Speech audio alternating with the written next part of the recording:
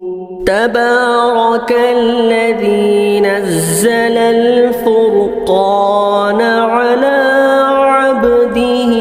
ليكون للعالمين نذيرا۔ ایک صاحب نے سوال کیا ہے، مولوی صاحب آپ کی خدمت میں ایک سوال یہ ہے کہ ایک آدمی نے غصے میں اپنی بیوی سے کہہ دیا مجھ پر تیری صورت دیکھنا حرام ہے، کیا نکاح چلا گیا یا طلاق واقع ہو گئی یا نہیں؟ جواب دے، عین نوازش ہوگی۔ دیکھیے، میں پہلے مسئلہ بیان کر دیتا ہوں، بعد میں اس کا خلاصہ بتاتا ہوں۔ مسئلہ یہ ہے کہ شوہر کا یہ کہنا کہ مجھ پر تیری صورت دیکھنا حرام ہے، اسے کہتے ہیں طلاق معلق۔ طلاق معلق کا مطلب یہ ہے کہ طلاق کو کسی شرط کے ساتھ جوڑ دینا یعنی ملا دینا۔ شرط پائی گئی تو طلاق فوراً واقع ہو جائے گی۔ چھوٹی سی مثال، شوہر نے زید شوہر ہے، اپنی بیوی سے کہا اگر تو اپنے بھائی کے گھر گئی تو تجھے طلاق ہے۔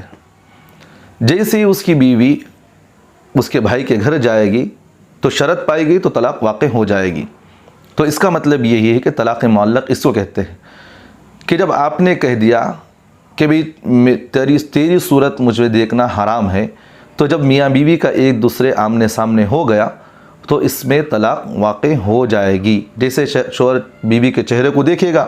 تو طلاق واقع ہو جائے گی، کیونکہ جب شرط پائی گئی تو طلاق بھی وہاں ہو جائے گی، اس سے نکاح ٹوٹ جائے گا۔ اور دوسری بات یہ ہے کہ لفظ حرام سے طلاق واقع ہوتی ہے، کس وقت ہوتی ہے؟ کہ اس میں نیت کی ضرورت ہے یا نہیں ہے، یہ بھی ضروری ہے۔ دیکھیے، لفظ حرام یہ عموم ہونے کی وجہ سے، عمومی طور پر اس کا لفظ استعمال کرنے کی وجہ سے اس میں نیت کا ضرورت نہیں ہے، نیت اس میں کرنا ضرورت نہیں۔ جیسے شوہر کہا کہ بھئی تیری صورت مجھے دیکھنا حرام ہے، تو اس میں نیت کی بھی ضرورت نہیں، اس سے طلاق واقع ہو جائے گی۔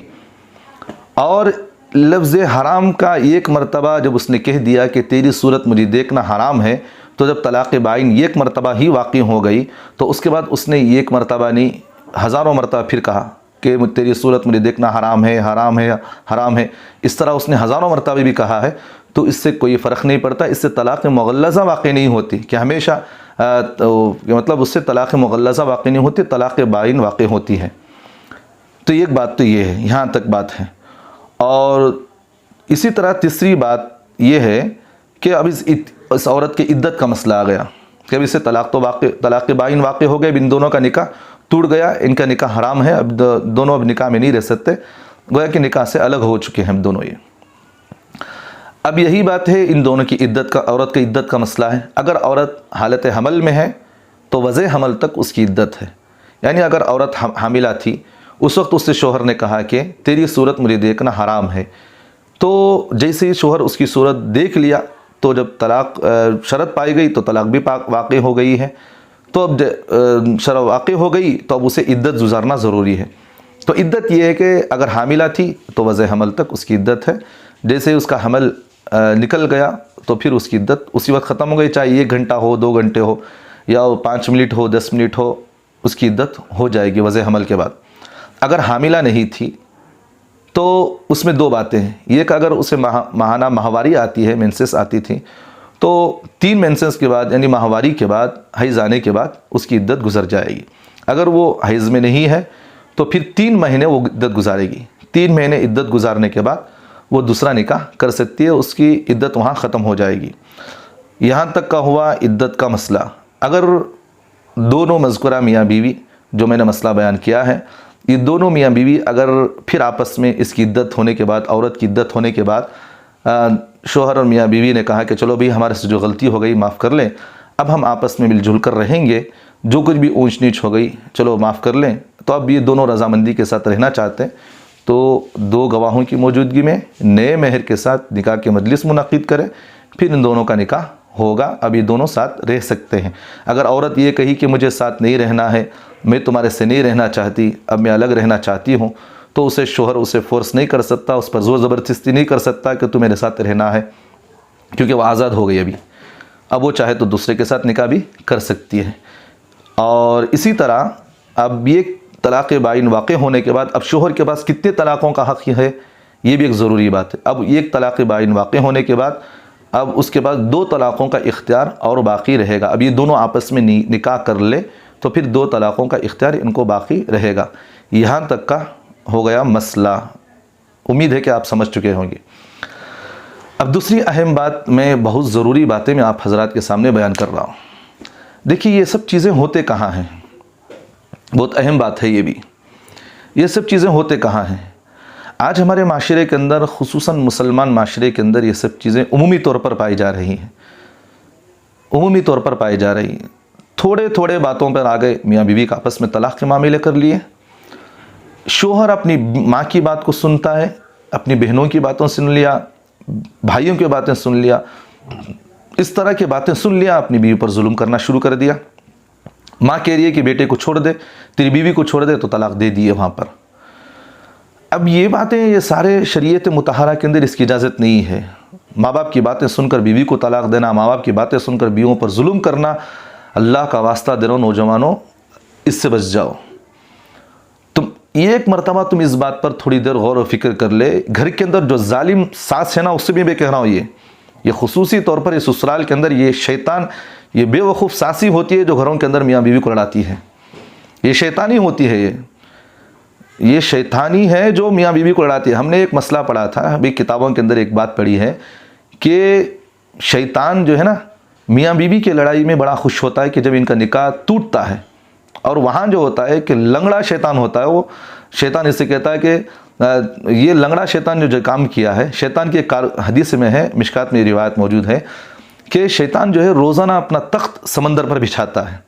وہاں ہر شیطان سے کارگزاری لیتا ہے کہ بھئی بتاؤ تم نے کیا کام کیا۔ یہ ایک شیطان آتا ہے، کہتا ہے کہ میں نے میاں بیوی کو لڑایا اور یہاں تک کہ آپس میں طلاق دلوا دی۔ شیطان کہتا ہے کہ تو نے جو کام کیا اس سے بڑا کوئی کام نہیں ہے، اللہ کا عرش بھی اس سے ہل جاتا ہے، اتنا بڑا گناہ ہے یہ کہ میاں بیوی کو آپس میں طلاق دلا دینا اور پھر جو ہے میاں بیوی کا آپس میں اس طرح لڑا دینا۔ شیطان خوش ہوتا ہے اس سے۔ اب وہ شیطان جو ہوتا ہے، بعض علماء نے لکھا ہے کہ وہ شیطان لنگڑا ہوتا ہے۔ میرے ساتھ بھی اس طرح کا معاملہ ہوا ہے، ایک لنگڑی عورت نے بھی اس طرح طلاق میاں بیوی کو دلوائی ہے، میں خود اپنے آنکھوں سے دیکھا ہوں۔ وہاں ہم نے پڑھا تھا کہ لنگڑا شیطان، یہاں لنگڑی شیطان بھی ایک ہے، ہم نے دنیا کے اندر دیکھا بھی ہے۔ تو افسوس کی بات یہ ہے کہ میاں بیوی کو آپس میں لڑوائی اس نے، یہاں تک کہ وہ اپنی ماں کی محبت میں اپنی بیوی کو مارا، ظلم کیا، جہیز کے نام پر اسے ظلم کیا گیا، اور اللہ سب مسلمانوں کی حفاظت کرائے۔ یہاں تک اس نے اپنی بیوی کو ٹارچر دیتا تھا،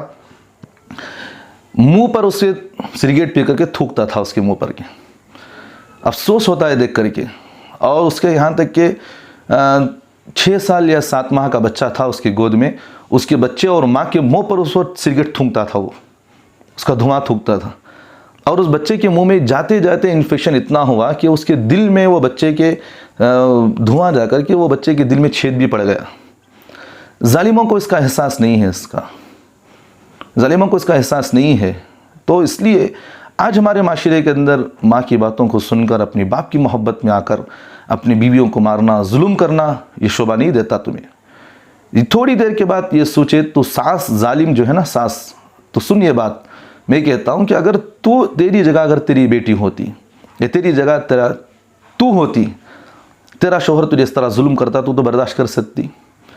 کہ تیری بیٹی کو تیرا داماد ستاتا تو تجھے برداشت ہوتا؟ تیری بہن کو تیرا بہنوی ستاتا تو تجھے برداشت ہوتا؟ جب تیرے ہاتھ پر کٹنے سے تجھے تکلیف ہو تو باہر سے آنے والے بچوں پر تمہیں ظلم کرتے شرم نہیں آتا؟ تمہیں شرم نہیں آتی؟ تمہیں دنیا کے اندر تو تم مختصر زندگی کے اندر تم نے کر چکے ہیں، لیکن آخرت میں تمہیں اس کا عذاب تو ضرور ملے گا، جس اللہ تعالیٰ نے قرآن مجید میں فرمایا علمت نفس ما قدمت وأخرت۔ اللہ تعالیٰ نے خود فرمایا کہ تم جو کچھ بھی کرو گے وہ قیامت میں تم دیکھو گے۔ فمن یعمل مثقال ذرة خیرا یرہ ومن یعمل مثقال ذرة شرا یرہ۔ رائی کے دانے کے برابر بھی تم نیکی کو وہاں دیکھو گے، برائی ہو تو بھی وہاں تم دیکھو گے۔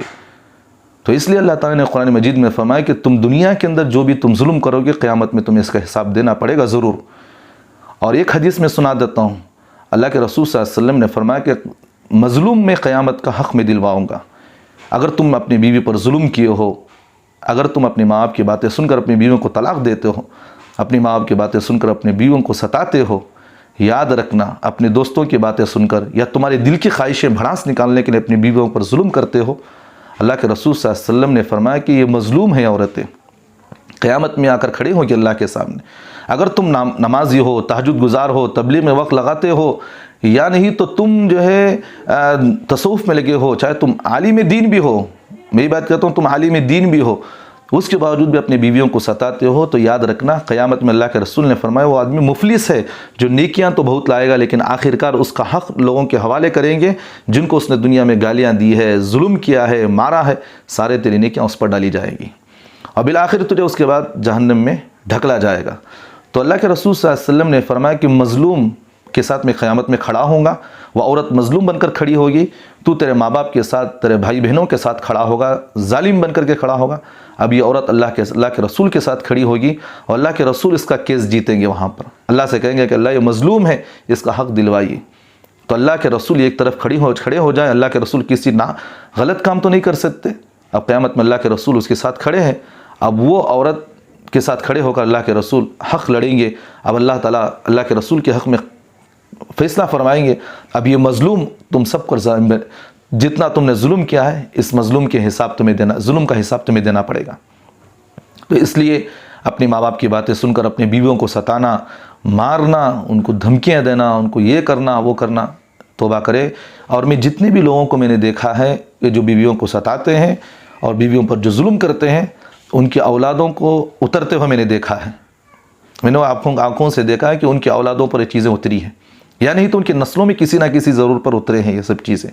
اس لیے اپنی بیویوں پر ظلم نہ کرو، ان پر نہ ستاؤ، اور کیونکہ یہ ایک بات تو تم ذہن میں رکھو کہ جس طرح تم اپنی بہن کو دوسروں کے گھروں میں بھیجتے ہو، جہاں اسے ستانا پسند نہیں کرتے تو تم دوسروں کی بیویوں پر ستاؤ، دوسروں کی بیٹیوں کو ستاؤ مت۔ اگر تمہاری ماں اور بیوی کے درمیان نہ جڑتا ہو، وہ نہیں رہ سکتے، تو تمہارا حق ہے، اللہ نے قرآن مجید میں فرمایا کہ شوہر کا حق ہے کہ ان دونوں کو الگ کر دے، دونوں کو الگ کر دے، مطلب اپنی ماں کو الگ گھر دو، اپنی بیوی کا حق دو۔ اب ماں کی محبت میں آ کر بیٹا یہ کہتا ہے کہ تو میری ماں کی خدمت نہیں کرتی، تو میری ماں کی بات نہیں مانتی، تو چل میں تجھے 3 طلاق دیتا ہوں، چل میں تجھے چھوڑ دیتا ہوں، تو میری ماں کی خدمت نہیں کرے تو تیری میری ضرورت نہیں ہے۔ بھئی تیرے ماں باپ نے تجھے پیدا کیا ہے، باہر والی عورت سے تجھے تھوڑی پیدا کیا ہو، نہیں تجھے پیدا کیا ہے کہ تو تیری ماں باپ کی خدمت کرے گا، وہ عورت کو تیرے ماں باپ نے خدمت نہیں کی، پیدا نہیں کی۔ یہ ایک بات تو تھوڑی تیرے دل میں اگر احساس ہے تو تیری بات یہ سمجھ لے کہ بھئی ایک عورت جس کو باپ کی محبت چھوڑ کر آئی، ماں کی محبتیں چھوڑ کر آئی، بھائی بہنوں کی محبت چھوڑ کر آئی، کیا اس کے گھر میں کھانا نہیں تھا؟ کیا اس کے گھر میں پانی نہیں تھا؟ کیا اسے آرام نہیں تھی؟ گھر میں ماں کے گھر میں وہ رانی کی طرح زندگی جی رہی تھی، لیکن تیرے پاس آ گئی حکم کے مطابق، صرف تو 2 جملے یہ کہا، 3 مرتبہ تو نے کہا، 1 مرتبہ تو نے کہا الحمدللہ میں اپنے نکاح میں اسے قبول کرتا ہوں، تو تیرے صرف اس بات پر وہ فوراً تیرے نکاح میں آ گئی اور اپنے کنبے کو چھوڑ کر تیرے حوالے آئی ہے، تو وہاں اپنی بیویوں پر ستانا، یہ کرنا، اللہ کے رسول صلی اللہ علیہ وسلم نے فرمایا کمینہ انسان وہ ہوتا ہے جو اپنی بیوی کو دبا کر چلتا ہے، شریف انسان وہ ہوتا ہے اپنی بیوی کے سامنے دب کر چلتا ہے۔ تو اس لیے نوجوانوں خصوصاً اپنے ماں باپ کی باتیں سن کر اپنی بیویوں کو اس طرح ظلم کرنا، بے تحاشا ان کو طلاق کا جملہ استعمال کر دینا، آج شریعت میں یہ سب چیزیں، آج دوسرے مذاہب کے لوگ اسی پر تو مذاق اڑا رہے ہیں۔ آج جو ہمارے مسلمان معاشرے کی جو لڑکیاں جو غیر مسلموں سے جو نکاح کر رہی ہیں، جو غیر مسلموں سے جو ان کے تعلقات غلط چل رہے ہیں، یہ سب اسی تو حوال ہے کہ اللہ تمہیں اس کا عذاب نہیں دے گا، تمہیں اللہ ضرور اس کا عذاب دے گا تمہیں۔ اور دوسری بات تو یہی ہے کہ تمہیں اگر بیوی گھر مانگتی ہے تو گھر تمہیں دینا ضروری ہے، تو اس لیے سب چیزوں سے توبہ استغفار کرے۔ اور ایک بات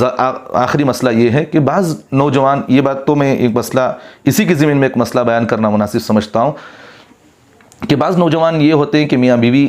شوہر اپنی بیوی کو کہہ دیا کہ بے دھڑک اپنی زبان سے کہہ دیا کہ میں تجھے 3 طلاق دیتا ہوں،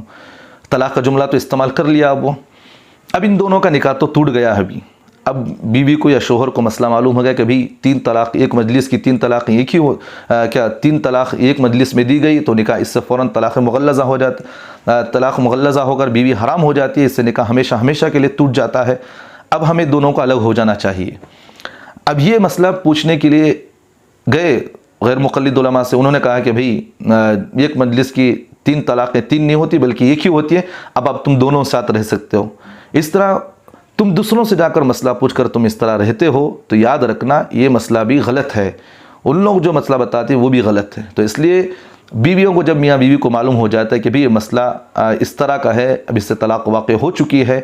تو دوسروں سے بھی مسئلہ نہ پوچھے۔ شریعت محمدیہ کے اندر یہی ہے کہ 3 طلاق 3 ہی ہوتی ہے، الطلاق مرتان فامساک بمعروف اور تسریح باحسان۔ ان آیتوں میں اللہ نے فرمایا کہ 2 طلاقیں جب ہو گئی تو رکھنا چاہو تو رکھو، یعنی تو پھر اس کو